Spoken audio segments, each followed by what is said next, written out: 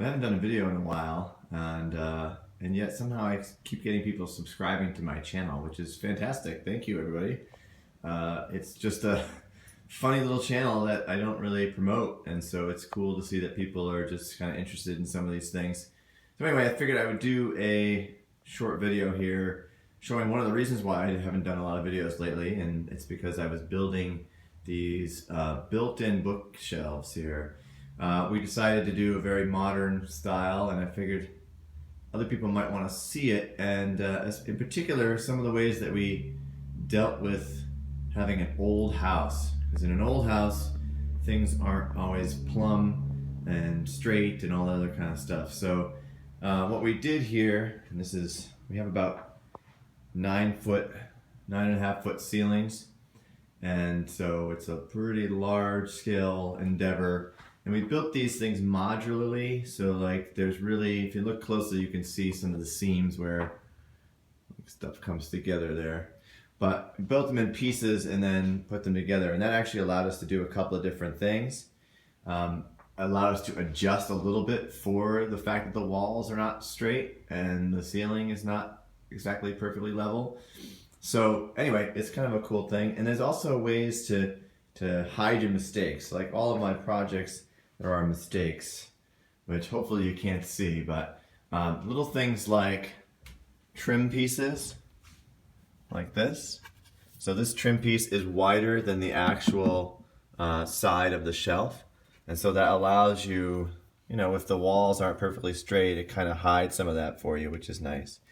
And a similar thing with these end pieces here. These have a nice trim on them, and that makes it look nice and clean. I did this all with plywood, but I did a pretty nice plywood, and the paint obviously is white, but some of the surfaces we wanted to do in a Danish oil, and that's what you see here. Danish oil is really rich and cool looking, and it's not expensive, and it's very easy to use. We haven't even gotten a lot of books on here yet, as you can see, but that's coming. Just put up some of our stuff that we had laying around, and of course, gotta have some Rick and Morty and Fallout references there. You can see we also did a built-in radiator cover. We had just a portable radiator cover before on there that came when we bought the house, but it was kind of ugly. Eventually I want to do a screen across here as well. But we made sure, you have to make sure that you have a cut down at the bottom there so the air can flow through. I learned a lot about how heat is dispersed in a house like this. So there's radiation heat and there's convection heat, and the convection heat requires the flow underneath of the cool air coming back in, and then to come out the top with the hot air this way. So if you don't have that opening there, you're going to lose some of that flow of heat. We always wanted to do a bench seat, so there we did with the bench seat near the window, and with storage underneath, which is very nice. We're going to build some kind of cushion on there too, I think. And this is a very old window. We wanted to definitely preserve the cool stained glass in there, and that color scheme is actually an inspiration behind a lot of the stuff in the room that you're not seeing. And on this side, we didn't want everything to be just perfectly symmetrical, so we did some different things with the shelving, but I really wanted to have a guitar display built in as well, so that's what you're seeing here. And if you know my channel, you know I love guitars and guitar related projects. But you can see in the back there, see how there's a gap? This is just one of the things we were not really able to help, because the way the bow, there's like a bow in the wall itself, so you have to kind of work around that in a really old house. We live in a house from 1912, so there's a lot of issues in terms of that. One of the things we did though to kind of hide it on the outside, those irregularities, is again with a sort of strategic use of trim. So you see how we've got this trim here, this very thin trim, and it kind of covers that gap, so you don't see it really as much in the more obvious areas. So it goes all the way up to the top.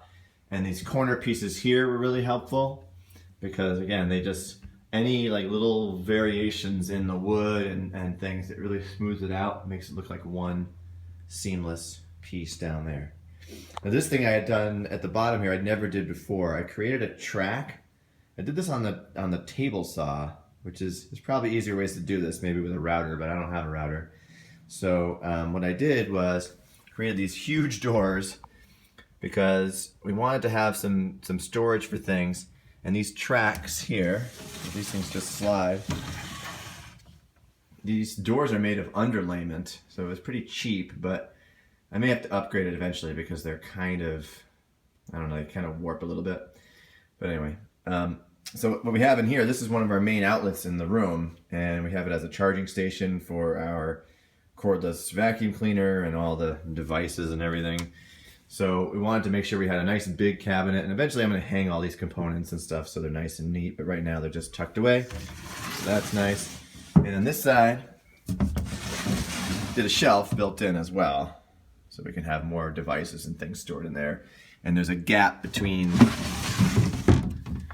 the shelves here that I left on purpose. This one actually was done purposely, so you can pass the charging wires through and everything as you need to. So overall, it took a while to do the project, and had to did the molding at the bottom to match the molding on the sides, and had to do some custom pieces here to kind of fill in those corners right there. But I think it came out pretty good. We got to put some more books on there. And, you know, not a bad little project. So let me back out here a little bit and you can see, hopefully see the whole thing.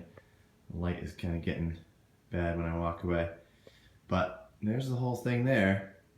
And, you know, if anyone's doing a project like this in an old house especially and has any questions, hopefully this can help you out. And if you have any questions for me, just let me know in the comments and go from there. And of course, gotta get a shot of the damn good coffee picture for you Twin Peaks fans out there. All right, thanks for watching. Take care.